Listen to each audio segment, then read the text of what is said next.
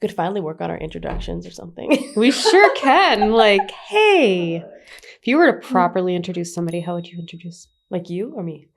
yourself? Oh goodness, like properly or like my sarcastic self? Yeah, your sarcastic self. I am Jamie Van Handel. I am neurospicy with a household full of neurospicy individuals. I bring that to work with me every day. I survive on chaos and passion. Yeah. I chase chaos. Ever since you brought that up about we create chaos, now I have to ask myself, am I creating chaos or can I live with this? It's probably a 50-50 mix up. Probably both. Yeah. Because there are times where I'm like, yeah, I'm probably creating chaos. Yep. But then there's times where I'm like, no, this needs re-education or change or something. Like if something truly needs change, I can feel it. I can just feel it in my bones. Like it's something's not working and I need change. But yeah, you have me questioning myself quite often. Am I doing this to create chaos now? I do have to check myself, and I wasn't good at it when I was younger. But as a more mature adult now, I can actually I can pause and say, do you need another dog? Or are you just looking for dopamine? And the usual response is dopamine. You are seeking dopamine. Go for a run, girl. Yeah. Go for a walk. My thing is lately is, do you need it or do you want it? And I ask my family that all the time. Like we were at a store yesterday and he goes, I need this. I said, do you though? Do you need it or do you want it? Two different things. Very much so. Yeah. But you can convince yourself that a need becomes a want and a want becomes a need pretty easily. That internal dialogue is powerful. Yeah. Girl math is what we call it. Yep. Your girl math is expensive because you start businesses and but I always have a reason behind it, right? Yeah. I think you and I get along so well because you do have that spicy side and I try to be proper, like more prim and proper, where we just mesh very well together because you keep it fun. Yeah, well, thank you. I'm a little interesting most of the time. I'm not everyone's cup of tea. That's okay. That is okay. You don't have to be. I was with a member yesterday and I told her that because she's going through a hard time, and I told her, I said I had to pep talk myself on the way over to this because I know we have to do the hard things and I have to be professional. I'm kind of in a mood today. And she goes, oh, so you're a little chihuahua. And I'm like, oh, yeah, I guess I am. Yeah, I can be a little chihuahua. That's funny. That is funny. Yeah.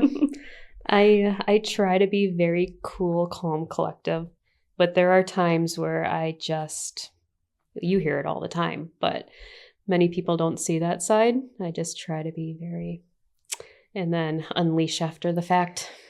Yeah, taking the high road is an absolutely exhausting skill set. It really is. It's the right skill set and it's the right path to take 100% of the time, but it is exhausting because we see people get taken advantage of pretty much solely in our line of work all the time, and it's hard to watch and then have to fight respectfully for, even though they're being so disrespected. Yep. I'm in the middle of a book and honestly I haven't touched it in a couple of months, so I'm like, oh, I forgot I was reading this book. It turns out it's an amazing book, but they talk about CEO burnout. And I'm like, man, that's real. I feel like a lot of people think like, oh, you own a business, you get to not do anything all day. And it's like, there's still not enough time in the day. There's always something to do.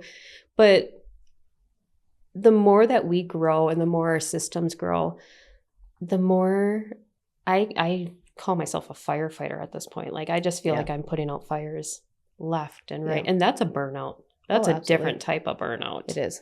Where it's like, oh, what is going on? You know, when you're relying on somebody else to maintain that reputation. I see it. I see it. It's definitely a different type of burnout, but it's there. Yeah, I think the burnout that I feel is I expect people to work and be good people. And that goes for our staff members. That goes for like the agencies that we work with, like I Mhm. just expect that everyone's got the same fight as me, and that is not true. No. And that is where my burnout comes from, because you can't change it. Like you No. cannot change other people, and you can't change other organizations, and we surely are not going to change the way the government looks at Mhm. the funding and the individuals that we serve. Yep. Like we are not going to change it at our level. Right. Like we can do the things on our level, but we are not going to make the big changes that have to happen. And that is where my burnout comes from. Yeah. Because it's like you're kind of on like a rat wheel. Mhm. You know, you're hustling, and then they still pull the funding out from underneath you, or they change the rules and they change the goalpost. That's definitely where my burnout comes from. Yeah. I've been watching this whole Medicaid, the requirement to work for the food share. That's such a huge thing right now. So there was a thing out there saying that, this is going to require more paperwork for those that are still don't have to participate or be eligible for, but they still have to do the paperwork. Yep. Right. So that's going to bring even a next level of layer or a step. Unfortunately, the systems aren't always set up for that, but we are seeing such a shift on the applicant level. Everyone's like, why are we getting so many applicants that aren't answering their phone? It's just like unemployment. They have to show that they're looking for work in order to maintain their benefits, because those that are eligible that they have to go out and find work have to work 20 hours a week. So you would think that would bring more people to the workforce, but all it's doing, if no one's making them accountable or holding them accountable, like, all right, you're looking for a job, but if you don't answer your phone, you're not going to get hired. But you can show that you're looking for 20 hours a week. So that's great. You made the system, you made the change, but now where's the accountability piece on the back end? Because we have real people that are looking for caregivers, real people that need help and support. No. Not just for you to play your game of, I need to house, prove I need to search. Prove you're poor, prove you're disabled. Yeah. Oh, so give us the ability as an agency, as the employers, if you're going to have this requirement, give them the ability back to report those that apply and don't answer their phone then. I had a past boss who was passionate about that because he desperately wanted a way that he could report the unemployment fraud. But there isn't currently a system set up for any of that, or like a generalized database where you have your very frequent flyers. Like there used to be names that would come across my desk on a 2 or 3 time a week basis, and they're just meeting eligibility requirements. I'm like, oh, it's just madness. But yeah, there is no accountability on the back end. They took that away during COVID. Yeah, COVID just everything just crumbled. After that rule changed where they had to start paying back unemployment funds, I fought so many of those claims, and they had to pay back so much money because they weren't working. Unemployment is almost impossible as an employer to win nowadays. Like the last one was prove they were not working to their ability. Well, they weren't showing up, and I can't prove that. The ability yet. I don't. Like, this is their work schedule. They didn't show up to work. So to me, that proves that they're not working, one, to their ability. Second, I can't prove their ability, right? You used to be able to submit evaluations and performance reviews and improvement plans and showing that you were really trying to work. And at the end of the day, they just didn't want it, right? They didn't want to make it work. Now it's, all right, you can submit it and, well, sorry. They said they were working really hard. Cool. Yeah. Okay. Yeah. Cool.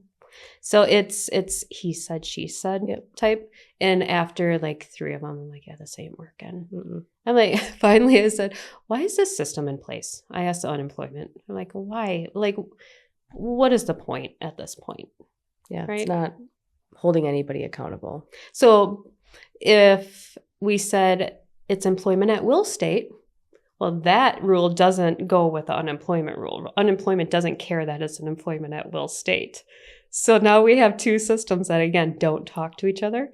So, yeah, unemployment is one that I could rant about forever. Yeah, but it's a very weird thing to have because employers have to pay into it. But yet the government or the state governs it. Mm-hmm. Yeah. Unemployment. It's such a weird thing. Yeah. But you pay into it as an insurance. Yes. But have no say over the, Right. It's so weird. That is so weird. Yeah. It's just all these shifts that are happening right now in the workforce, in work ethic. Oh, geez. It's hard. It is very hard. You know, everyone puts their best foot forward during interviews. Mm-hmm. We know this. Unfortunately, I truly do see a shift in that work ethic of prove to me that you're not loyal. Prove to me that you have integrity. Prove to me that you have passion. If you're going to do the work that we do, whether you're internal Community Horizons or external working with individuals, caring for them, just prove that you have passion. Yeah. And it's not just a paycheck. Yep. And it's hard to get somebody on the phone that have a conversation of just tell me a story. Tell me something that shows me you want this. Yeah. And like the why. Mm-hmm. What's your why to show up every day? Yes. Like what's going to relight you? Mm-hmm. What relights me is the hard stuff. I wish we didn't have as much of it, but nothing gets me more fired up than the hard stuff. Yeah. Like someone being taken advantage of. This week I felt like I had like high level focus, but it was because we had so many crises going on that I could pour into, and because I'm not going to let that happen if I can help it. But that's where that's that passion and drive. Yep. You can't teach it. You can't give it to somebody. You can offer perspective, but honestly, they have to come with so much foundational, ability in there, or understanding, and like part of their core. You can't teach it. You can't give it. When you have somebody in crisis, you're either going to have somebody shut down or you're going to have them stand up and fight. Yep. It's having the ones that are going to stand up and fight, because people don't like to be questioned. They don't like confrontation. So I thrive in crisis. Same. You want me on your team if your house is on fire. Yeah. I can go a month without doing something and I can get it done in hours. Yep. Same. I can get a whole month's worth of work done in hours. Give me a deadline. Yep. Like I got this. That is one of my weaknesses. If I don't have a deadline, can't do it. It has to be. I have to be like under threat of duress, like in order to pretty much get anything done. There's that chaos. Yep. We need chaos. Yep. And something else that's super weird. It's not unique to me. I've learned that other people that are neurospicy do this. I actually work better when my house is loud. Like, so like if my husband's gone and the kids are gone and there's nothing going on in the house, my brain is not like able to like work properly. Yeah. But the kids playing in the living room and the hustle and bustle of our household, I don't understand it. But what do I call it? There's a word for it. But I'm basically borrowing the energy from the household. Yeah. And it puts enough chaos to like keep my, I guess, probably dopamine. I'm like always dopamine chasing, but it's so weird. I have to have that.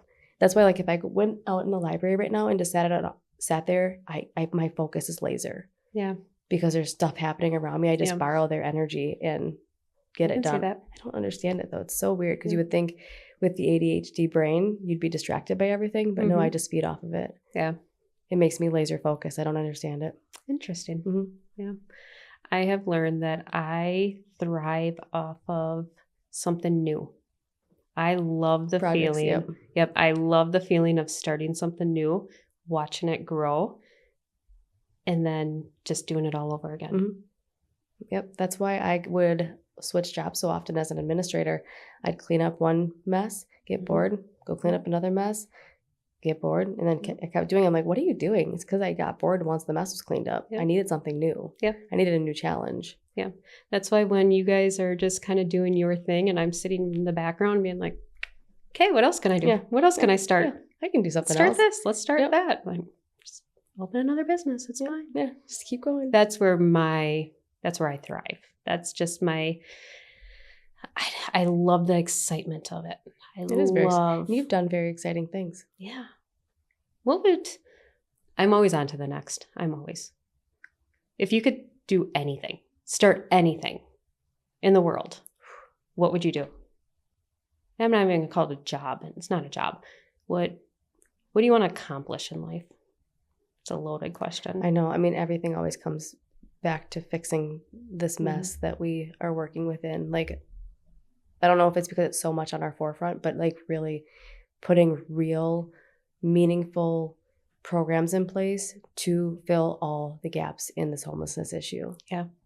That is like such a huge passion of mine. Mm-hmm. And then also building, I would love to have like a caregiver union. I'd love to unionize caregivers in Wisconsin, or at least in the Fox Valley. Okay. Give them access to benefits, PTO, like all the things that typical caregivers just don't have access to, especially Where does in that self-direction. money come from? Like the union? Yeah. My understanding is you pay union dues, but I think at how you start a union, I have no idea. And I know people don't like unions. No, but at the same like time, a swear word to some people. It really is. But at the same time, like it would really give them a voice to make sure that they're fighting for wages, proper benefits, the ability to use the benefits that they are offered. Like I never used any of my PTO at any administrative job I ever had. I couldn't. Yeah. Because you can't step away. Well, and that's what's hard is because once you step away and you come back, it's like, why did I even leave? My workload it just piled up until I got back. And here we try very, very hard. Like you are on vacation. You are not allowed to have your phone. You are not allowed to do anything. Somebody is working your caseload. Somebody is doing your job. So when you come back, you don't have to feel like, why did I do that? Now I need a vacation from coming back from work. And that's not fair. That's like how a long weekend feels like to me. Oh my God. I know. Ugh. Yeah. That's because I know we have a lot of members in experiencing some big things. So like that it's heavy. Yeah, that would be that's on the forefront right now. And maybe it doesn't even have to be a union. It could be like a co-op, just something that would offer representation to this population, to the caregiver population. Because I think no one's fighting for them. No. And they are frontline and it's entry level. Because they're not CNAs, they're not RNs. Like it's entry level-ish. There's no one advocating for their safety. Like as far as like, their backs or the things they're exposed to in homes. Like there's just no one. Yeah. Like no one talks about what they're exposed to. Sure. They're just expected to show up and do it. Yeah. Yeah. But really like because of the work I'm doing currently for Community Horizons, the homeless, there's just, especially being downtown, like you just, like on the steps that I was just showing you, the church, everyone's keeping their stuff on the top step right now. Like you can see it once you know it's there, like the signs of homelessness. And it's just, no one should be outside in a wheelchair. No, that should not. Nope, sleeping behind a U-Haul. Like, just no. And it's happening, and it's happening in every community. I was happy to see. We always bring up the fact when we go to libraries, why are there not resources? Because that's where a lot of the homeless population hang out during the day. Why are there not resources available in the lobby but I do see today, I believe it's United Way that's here. Oh, are they here? I believe so. Yeah. I'm pretty sure that's their symbol or that's their logo. I really hope so. That is because we frequent libraries all the time because we meet with our members and caregivers and our own staff. And they're in every single library that I've been to.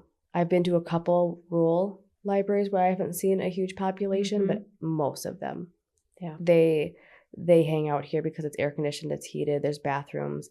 And for the most part, they're very respectful, but it's very apparent that they're here. That all their stuff is outside under tarps. Yep.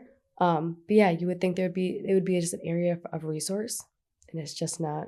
No. What I've seen, anywhere, like because it would be like somewhere to like get coordinated entry here and just have people like just doing intakes, but it's not what you see. I feel like I don't know if the market is leveling out. I was just doing a little bit of housing searches yesterday just to see what the market looks like. And I did find some that were like $600. And I'm like, this is great. And they look decent, so it's nice to know. And then I found one that was $5,500 a month. Who can afford to live there? Come on. Nobody.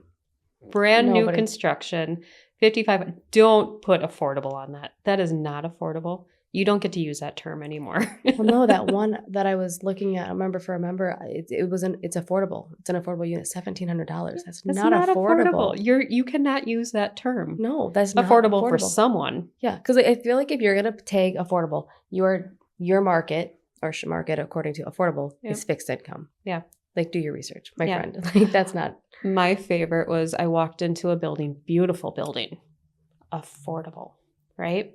Do you accept the voucher? Sure we do. But they still have to make 3 times the rent without the voucher.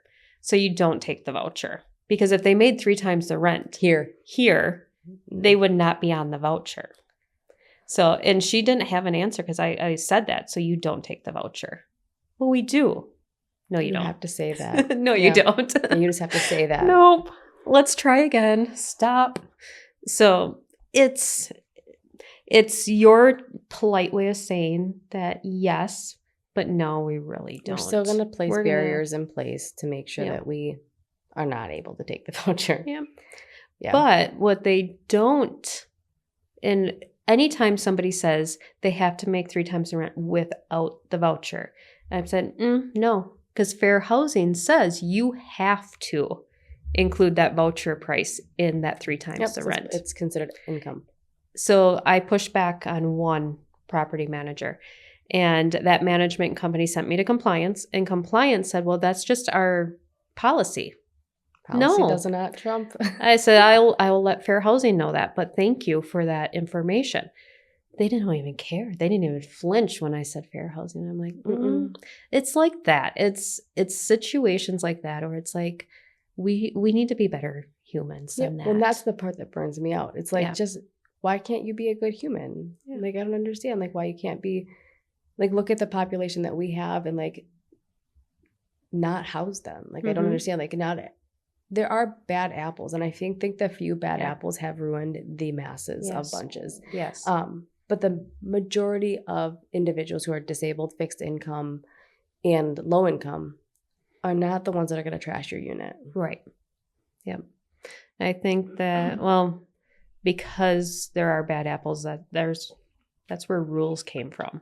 Look at us. Every time something happens, We have to have we new learn policy. and we adapt a new policy. Yep. Like, all right, well, this happened. Okay, well, now we need to do this to prevent this from happening again. When all in reality, it wasn't the team. It was one person. But it also makes us look at, because we constantly do this, we constantly look at how are we doing business? As we continue to grow, are we being ethical? Are we being efficient? Are we setting out to accomplish what we vision to start with? And if not, our policies and our systems have to grow with it. And right now we're in the heart of it. Like, oh yeah, definitely. What happened, what was viable back when we had 5, 7, 10 people is no longer working when we have 20 people. Yes. So now our systems have to evolve with the company. Yep.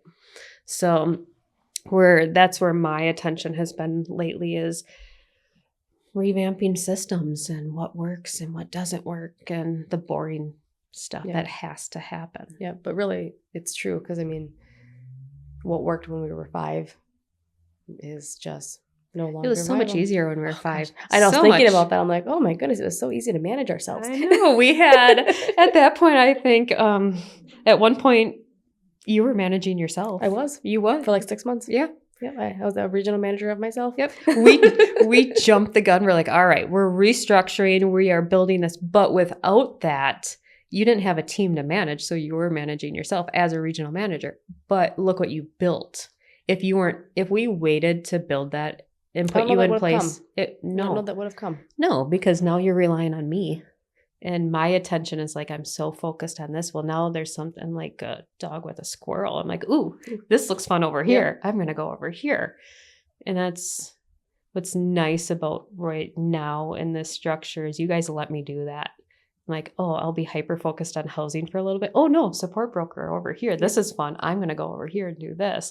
And I can bounce back and forth, rather than having to be a housing counselor or a support broker. Carry like a full, and I feel like that's why I'm doing as well as I am right now, because I don't have like a full caseload underneath me.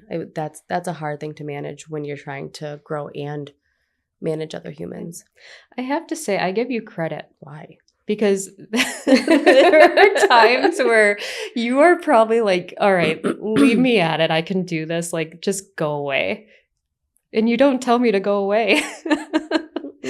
If the roles were reversed, there might be times where I might tell you to go away. Stop it. Stop. I got this. But you guys take it like a champ. You let me come in and do my tornado and leave. And I think it's really just the flow, because I don't feel it. Like I don't feel it like you think I might feel it. I don't. Oh, I think well, it's that's just good.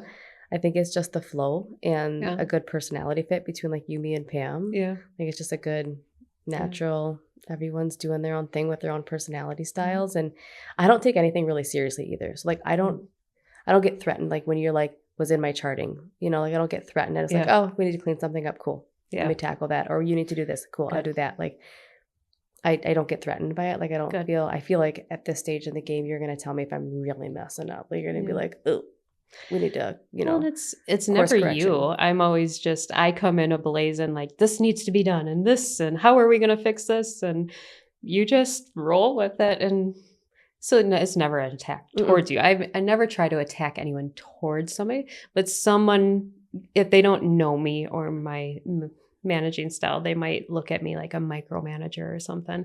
You don't have time to micromanage. I don't have time. No, I'm already. And then it's like, if they're an overthinker, they're still thinking about it. And I'm already on to 10 different things. And I'm like, what? Wait, we're still what? talking about that? That was like last week. What was are you like talking last about? hour. Yeah. No, but that's my personality. I have to say it. If once I say it, I'm done. I'm over it. And I'm on to the next. If I don't say it, then I am an overthinker. Yeah. Then it'll become a big. Yeah. I'm a venter. If I don't vent, it lives in my brain. And my brain will do very evil things with that story. So it has to like leave my body. Yeah. So I'm like, yep, throw it out there. There have been a few times on Friday, you'll be like, we need to talk on Monday. And I'm like, no, we're not. Wait, what? We are not talking Monday. We are talking now. That's because Monday is our team meetings, our calls. I don't know what you need, but I can't sleep with that for Friday, Saturday, and Sunday. Good to know. Yeah. My anxiety will not allow that to happen. I do that. Yeah. And I wouldn't either. If a supervisor told me the same thing, I'd be like, why? What are we talking about? What did I do? And it's never, not once, ever been a big thing. Never. Ever, not once. But I'm like, oh, that probably could have been a Monday call. But then I would have had no weekend because I would have just been like, like stewing on it and like making up stories about what we were going to talk about. I've been very, very mindful of not sending emails on weekends. I've been using the delayed send a lot. I still send them, but I put the delay send. So like you get like 16 emails at 8 a.m. It's because I delay send them. So you're still working on Still working on the weekends, but they're delayed sends now. It depends on who I'm emailing. That I care that they know that I'm working at 11, or if it's like, I don't want to bother you because I know then you'll start working at 11. Tiffany will start working at 11. Yeah. So I cannot send her anything. Well, and that's why I quit sending them, because I get responses and I'm like, why are you working? Just because I'm working. Doesn't mean you have to work. Mean you have to work. And why is your work phone on? Yeah. Why are you even in the office? But Christy called me the other night. It was like 8:30. And I'm like, I contemplated. But I'm like, nah, she's not working at 8:30. It's an accident. And then I got a text message. Didn't mean to call you. Checking my voicemail. Like I figured. But then I'm like, but it's, that's why we have the team that we have. I never have to worry about the work gets done, especially our part-timers. The work gets done. If they need to, they're usually preparing for the next day. Yeah, and that's what I do. Every Sunday I prepare because I just need my Monday to go good.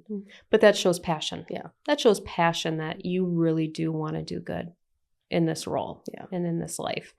And it's the ones that really don't show it or really don't care to be there. Yeah. It shows. I got into this job in general with you at 6 hours a week, and what I needed was the flexibility. And the flexibility has benefited my family immensely. And sometimes that means that I work at 11. Who gets hired for a job at 6 hours a week? I know. Like, what are you doing? And then I oversee a division. in a support broker role. But it worked. It worked so well because you applied for the housing counselor role. I did. And that was full-time. But the support broker role was part-time. And I'm like, flip-flop, like I knew right away I wanted to work with you. I knew that. But then it's like, that's not going to work. But I'm like, ooh. And now look, support broker is triple the size of housing. Gosh, and since I left it, you guys have gained like 12 or 15 members. They're doing amazing. That team is... That is just a rock solid team. Mm-hmm. Northeast team is just, I don't know anything about the other region as far as like how they operate, but the team that I had over here, they just, every single one of them is amazing. Yeah. Our whole team, they really are. Like I don't question anyone's integrity whatsoever. Mm-mm. And it's hard to find. Like I said, the shift is happening. It is Don't hard love to it. find. I'm watching all of these different platforms. So right now, not only the job boards, but I'm doing a lot more education on like TikTok and Facebook about what is self-direction, not just jobs. It's what is it? Just to get little details out there into the world. My main focus is connection right now. Like that is, people need connection, and I feel like that's where we're lacking. Mm-hmm. Oddly enough, ironically, because everyone's attached to their phone. I know. But we have a lack of connection. The newer generation, like the 18-year-olds, they, even though they do have their phones a lot, they are far more connected personally. Mm-hmm. I'm noticing. They are the ones that will answer their phone, which is weird. Just given that they were born with the phone in their hand. Yeah. But they will answer the phone. 24-year-olds will not answer the phone. It's offensive. Text. Yeah. It's offensive. Like, why are you overstepping your boundaries right now? I'm pretty sure that there's people that watch the phone ring. Oh, I definitely do. Definitely do. Not on my work phone, but on my personal, I'm like, that one looks scary to me. I'm just not doing it. I refuse. I will not hire, or I will not answer a spam risk. No. Absolutely not. You must leave me a voicemail. And whatever this robocall is that I'm calling regarding your personal loan, I get them all day long. All day. And I block and I do this and it never works. But there are legit numbers that come through on the spam risk. Yep. But I will look at my phone and I'm like, do I want to answer? Do I not want to answer? But if it's somebody I know, then at least if I don't answer unless I can't answer, or it's going to take more attention than I have at that moment. Yep.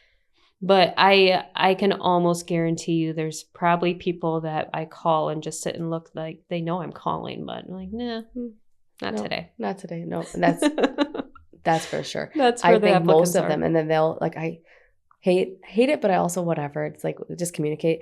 You'll call, they'll text you back. Yeah. Yep. Oh, you called? Yep. Yeah. Answer your phone. Yep.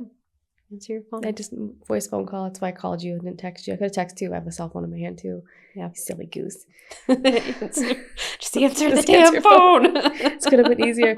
I prefer text message most of the time, to be honest, because you can do it faster. I can multitask that.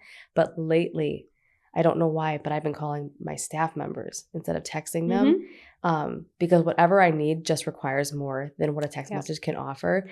And I don't know if that's like a shift in my own ability to communicate, or if that's just, we just need to have, I think there's just so many moving parts right now. Like, this cannot be cleared up by text. We need to talk over the phone. Yes. I don't have time to do this all day. It depends on your topic and what you need to address.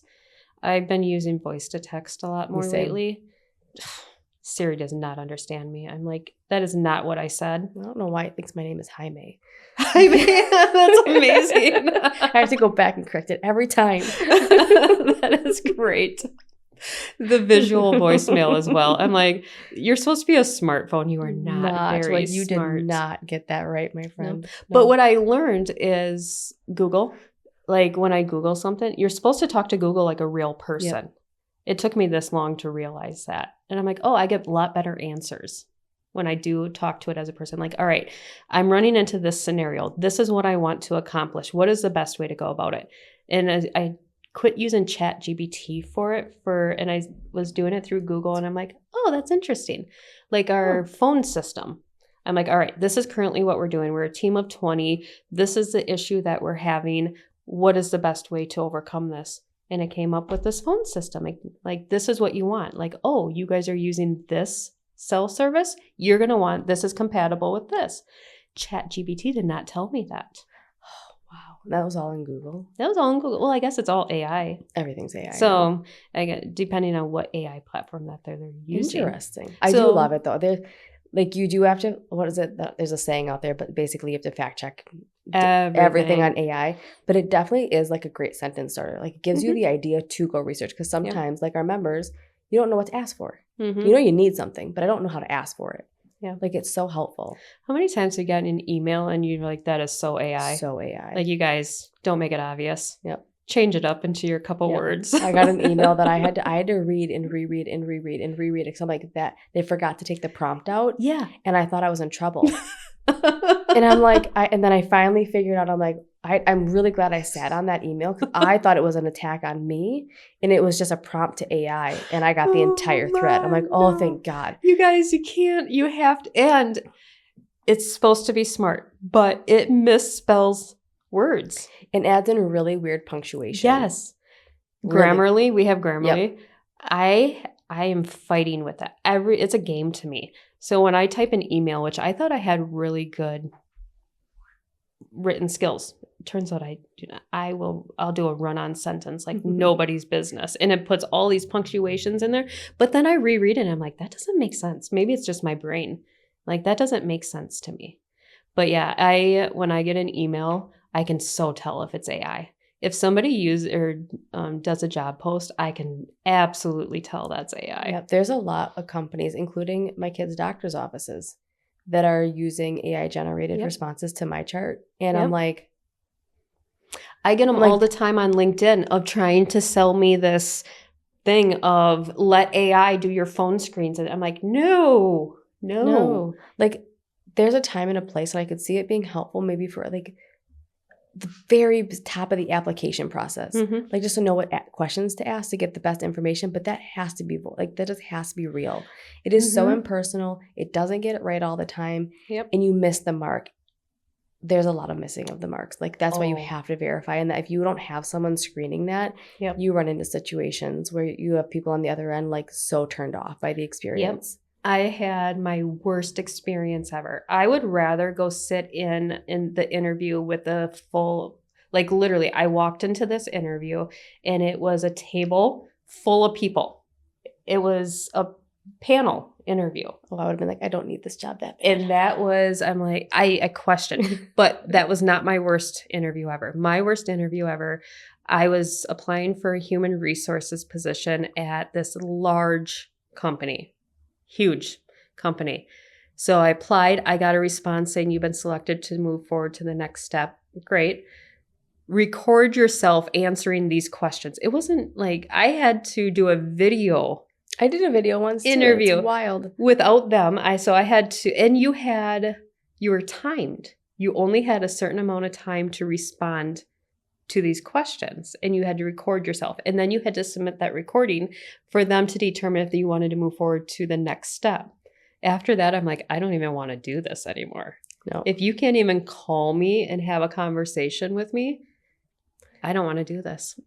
That my experience was in the depths of COVID. I think that was a very interesting social experiment during COVID times where you were recording your interview. It was so weird. No. So weird. I will walk into a panel interview any day rather than doing a recording. Yep. If I ever got into a situation where I had to do that again, I wouldn't. I would decline. Yeah, it's so impersonal. Just call me. Like, it's a human job. Well, and that's the thing. You can't take human out of it. And we're in human services. You're in human resources.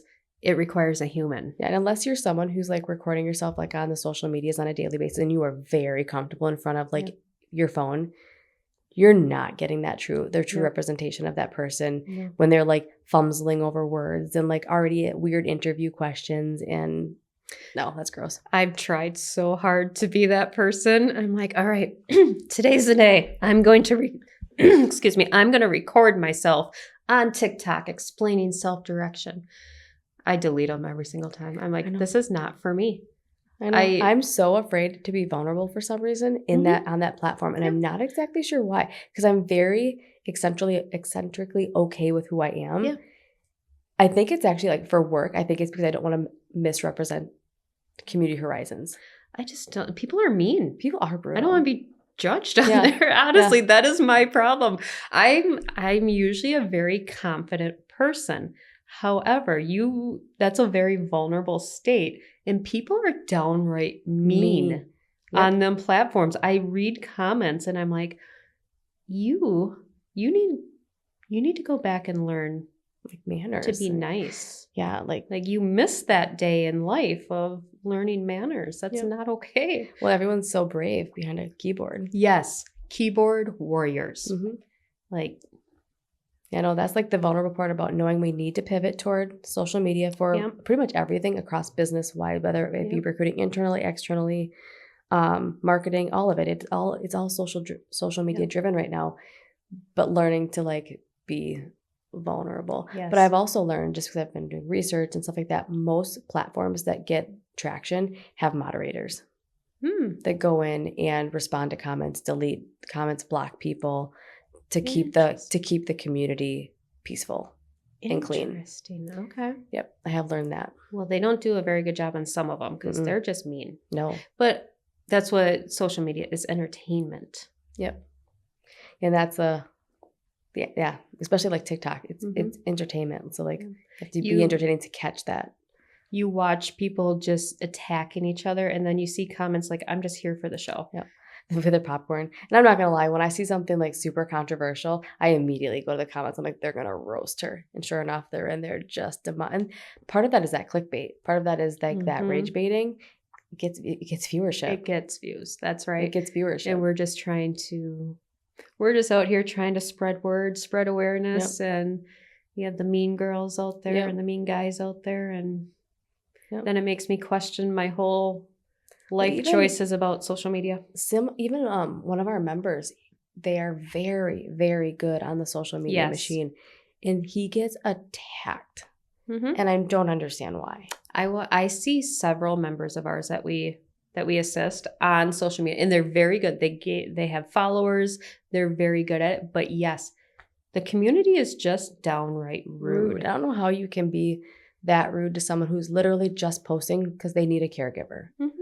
And the things that are said, I'm like, God, you would just never knock on someone's door and say that to their face. Like, ever. No. Ever. Because everyone's got their own pile of crap at home. Like, don't. Yeah. Yeah, but people are rude. And it's a vulnerable place to sit. Yeah. But I will get there eventually. I don't know that I will. I'll try. I'll keep trying. I mean, it doesn't have to be comfortable. You just have to do it. Yeah. Kayla was brave enough to... It was funny. So we were on a FaceTime and I tried recording it. Well, it recorded us, but it didn't record the sound. So then I had to go back and I'm like, Kayla, I'm so sorry. Can you just do a short video? And she did. She did a great job. She did a video of, I'm Kayla with Community Horizons, and we are currently looking for these roles in this area. Let me know if you're interested. She did a great job. I personally would have really, I would have struggled with that. And I don't know what, I think it's the idea of holding that phone in front of your face. Because like this, I'm perfectly fine. When we get our little clips, I can use them and send them out, our little shorts. But it's that holding that phone. Yeah, for me, fun fact, I have not watched or listened to a single episode that we've... I have been doing a terrible job at listening to them before they go live. Nope, I have not listened to a single one because I won't have as much fun if I'm critiquing myself. Yeah. And I enjoy doing and this. And I have to listen. I can't watch. I cannot watch. I've never been a person to be in front of a camera. Like my entire life, my entire adult life even, it's like, oh, let's take a picture. And I'm the one that's scooting over and going like to the corner. Tall people. Like, oh, I'll take the picture. No problem. I'm just never one to raise my hand to be on camera in a picture or anything like that. So I will listen. I'll be doing something and listening. But for me to sit down and actually, forget it. Yep. I don't know that I would show up to another podcast. You would be on your own. Well, that's kind of why I don't watch or listen because I enjoy doing this. And I know that we're putting some rambles into the world, but some factual and amazing information as well. And I don't want to stop doing it, but I know that I'll critique myself to death or lose sleep about it. And that's just not as much fun. As soon as if I see any comments, like negative comments, and everybody is it's their opinion. They don't have to agree with what we say. They have a different perspective, and that's great. We would love to hear everybody's perspective. Come on, yeah. But for the keyboard warriors, like that's where I would really start to question. Are we doing what we set out to do? Are we spreading awareness? Are we highlighting it in the right light? Are we doing a good enough job? It's the comments that will get me down. Yeah. And that I just can't. That's why when I get them, that's where I listen to them. I won't go on YouTube or anywhere else because it's just, if you have comments, if you have different perspective, yep, come on board. Come tell us, because I'd love to hear. Well, I feel like a lot of the work that we do for the individuals that we do it for, it's very politicized. Yes. So there's a right and there's a left, and there's very few people standing in the middle. So there's naturally going to be opinions on that. There are so many changes going on right now within the population that we serve. People are going to have bad opinions. They're just going 100%. to, depending on what side of the aisle you stand on and what your core beliefs are as far as where funding should be going. And honestly, if you have family or not family that have disabilities, I think how close to your face it's been is also going to, what side of the aisle you're going to stand on. And so people are going to be nasty. I think that's just because people are so nasty about the stuff going on right now that I don't know that it's avoidable. No. So I have to avoid it. I have to avoid the being online and reading anything or listening, and otherwise, it'll beat you down. It would. I feel like some of the bad stuff that would fire me up too, though. I feel like it would get me going. Like, I'll prove you wrong. Well, let's talk about it. We're gonna have to read them. Or read any comments on the podcast and be like, all right. Yeah, because maybe too, sometimes the negative is just a lack of education. Yeah. There is a coffee shop. And at first I'm like, oh, she used to, like, people would send her hate mail and she would put it out on social media and roast them. Yep. And I'm like, ooh, that's gutsy, but people respond to it. Like, people really respond to it. Like, oh, you don't like this? Sorry, I do. There's a country singer, and I'm so bad with names, but there's a country singer who does Trash Fridays or Trash Tuesdays. And people who leave nasty messages on her videos, she highlights them. It's pretty great. Yeah. It's pretty great. And then she goes through their profile and it's funny that you're talking about me like this, Jim, but here's your profile picture. Like, I think it's very clever, a clever way to, like, what's done in the dark to make light. Yeah. Well, and that's, social media it's a situation where you air out your dirty laundry. A lot of people do. Like, if you don't want people to comment, don't put it out there. That is the thing. That's where the stories are told, is in the real life story. And you cannot show your real life story and expect people not to have opinions about it. Yes. So you have to play both sides of that. And it sucks when you get the nasty or when you feel judged.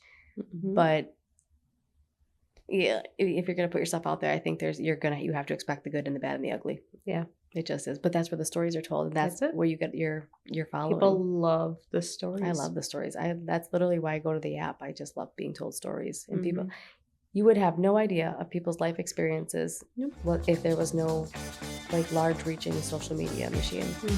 And people are living very fascinating existences.